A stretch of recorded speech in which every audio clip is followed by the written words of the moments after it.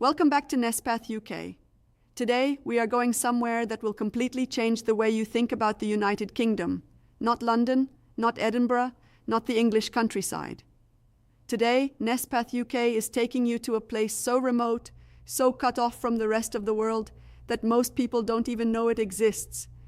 And yet, it is officially part of the UK. Imagine waking up every single morning and the nearest supermarket is thousands of miles away. No traffic lights, no McDonald's, no properly equipped hospital, no fast internet. The only way to reach the outside world is a ship that comes just a few times a year. This is not a movie. This is not fiction. This is a real place.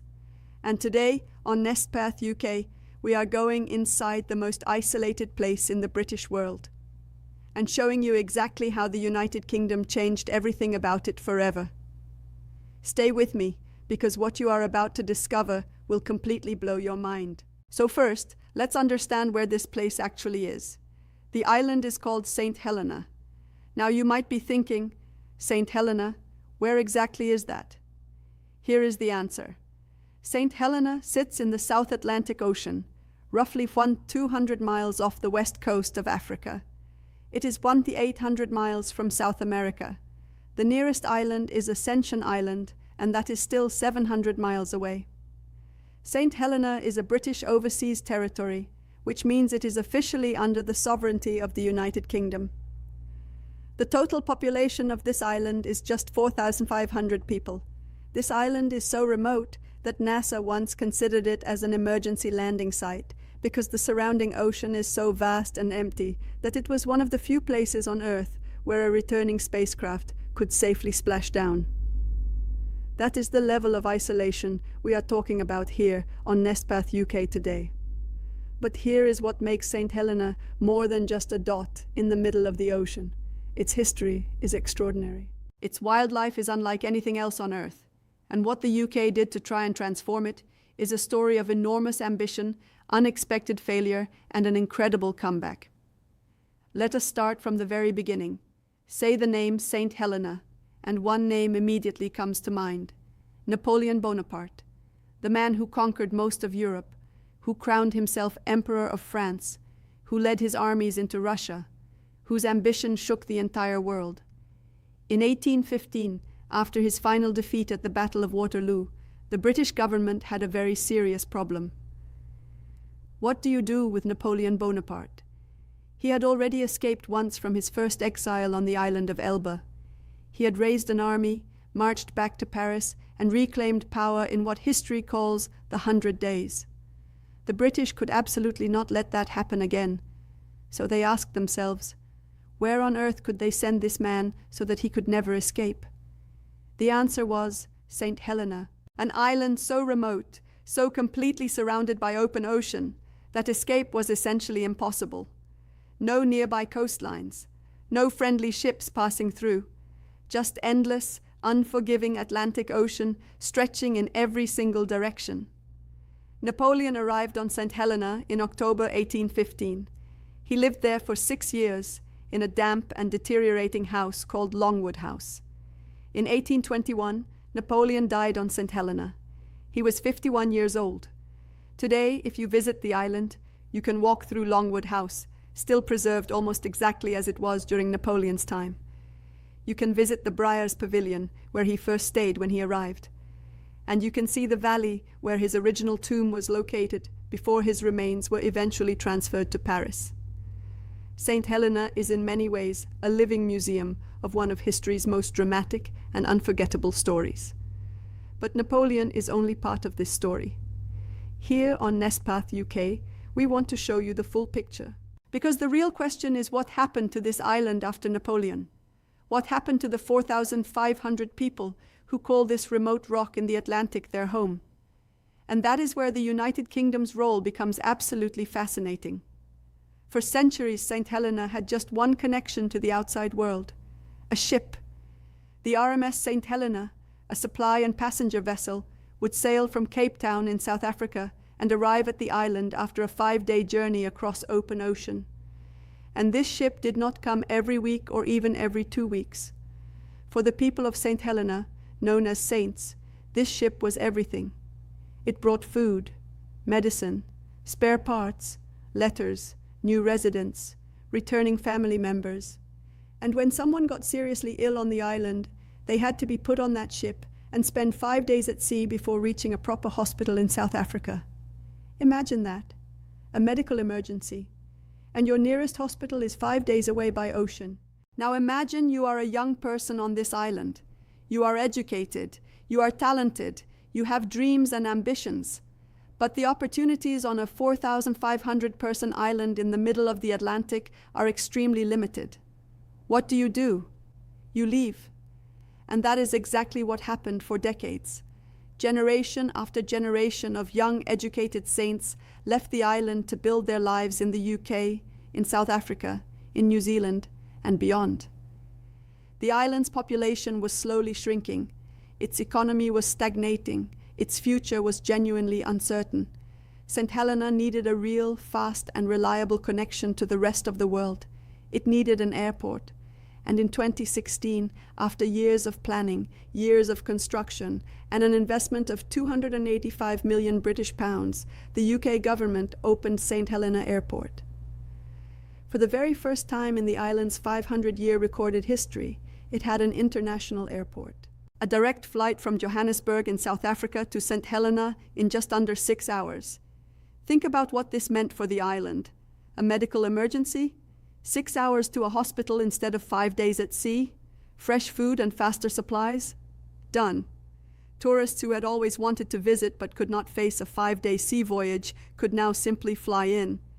The island's people who had moved abroad could come back more easily and more affordably to visit their families. This airport was not just infrastructure, it was hope. It was the United Kingdom saying to 4,500 people at the edge of the world, "We have not forgotten you. You are remote, you are isolated, but you are ours. And we are going to connect you to the world." And then the universe had other plans. The airport opened, the first commercial flight landed, and the world celebrated. And then pilots started filing reports. The approach to St. Helena Airport, they said, was one of the most dangerous they had ever encountered. Because of the island's unique geography, the mountains, the steep cliffs, the position in the open ocean, the winds around the runway created a phenomenon called wind shear. Wind shear is when the wind speed and direction change suddenly and dramatically, sometimes within seconds. For large commercial aircraft on final approach, this is extremely dangerous. It can cause an aircraft to drop without warning. It can make landing control nearly impossible. Airlines started pulling back. Some reduced their flight frequency dramatically. Others suspended their service completely. The airport, which had cost £285 million, quickly earned a devastating nickname in the international aviation press: the world's most useless airport. £285 million, years of planning, the hopes of 4,500 people.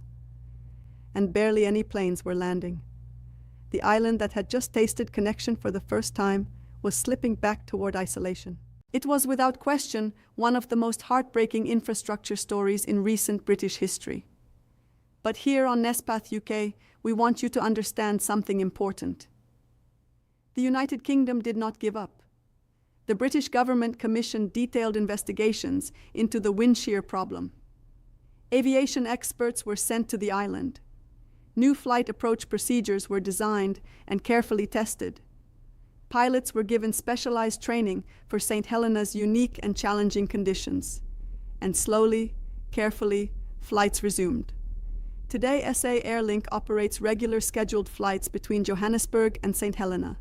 The service is running. Passengers are flying. Tourists are arriving. Is it perfect? Not yet. Is it better than a 5-day sea voyage? Absolutely. And the tourism that has followed, small in numbers but significant in impact, has started to breathe new economic life into the island. Because St. Helena, once you actually get there, is extraordinary. And here on Nespath UK, we want to tell you about 3 things that make this island unlike anywhere else on the entire planet. The first is Napoleon's legacy. The entire island is a living, breathing Napoleonic museum. Longwood House, the Briars, Deadwood Plain where his soldiers once exercised, the original tomb.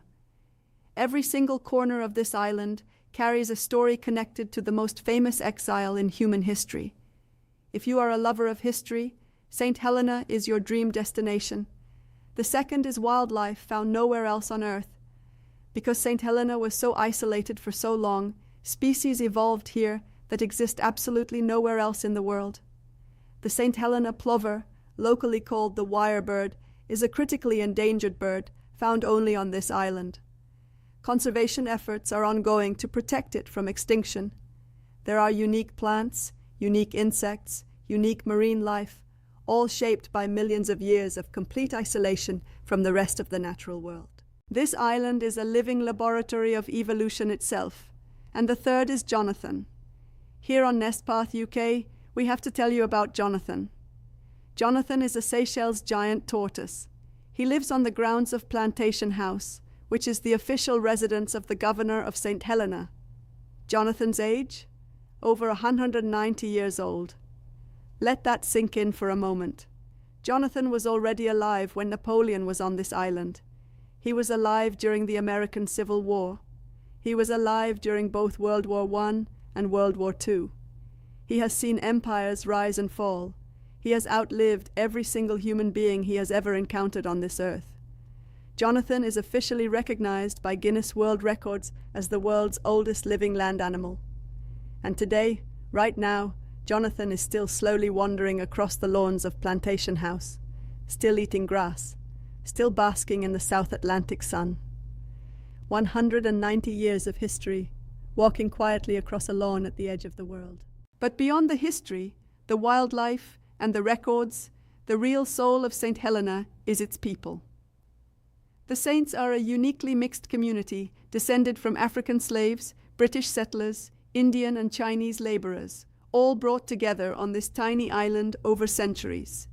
The result is a culture that is entirely its own, warm, resilient, deeply proud. Life on the island is not easy. Healthcare remains limited. Complex medical cases still require travel to South Africa. The cost of living is high because almost everything must be imported. Internet is slow and expensive by global standards. And the brain drain continues as young saints leave to study and work abroad. But ask any saint about their home, whether they live there now or whether they left years ago, and the answer is always the same. It is home. There is nowhere else like it.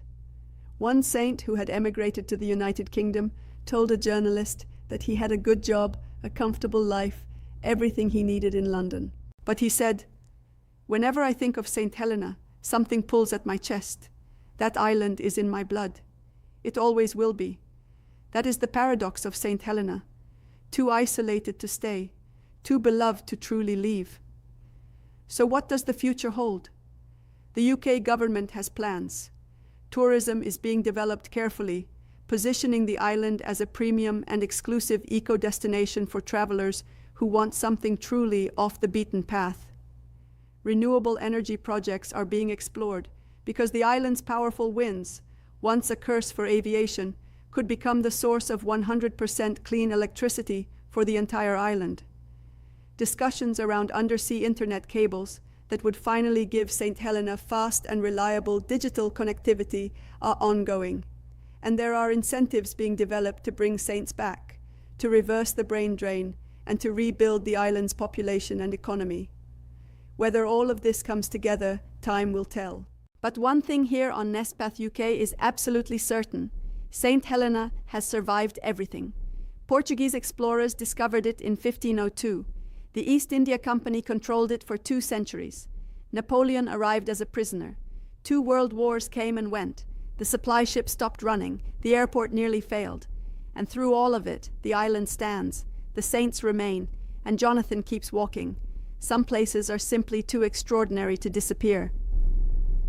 That was the story of St. Helena, the most isolated place in the British world. A place where Napoleon spent his final years staring out at the ocean. Where a 190-year-old tortoise still roams the lawns of an island governor's residence. Where 4,500 people live one of the most unique and remarkable lives on the planet. And where the United Kingdom, despite setbacks and failures, refused to let an island fall into silence. This is what Nestpath UK is all about. Finding the hidden stories, the forgotten corners, the extraordinary places that the world overlooks. If you want more content like this, please hit that like button and subscribe to Nestpath UK. Every week we bring you stories that you simply will not find anywhere else. And drop a comment below. Which hidden or isolated place should Nestpath UK cover next? We read every single comment. I will see you in the next video. Take care.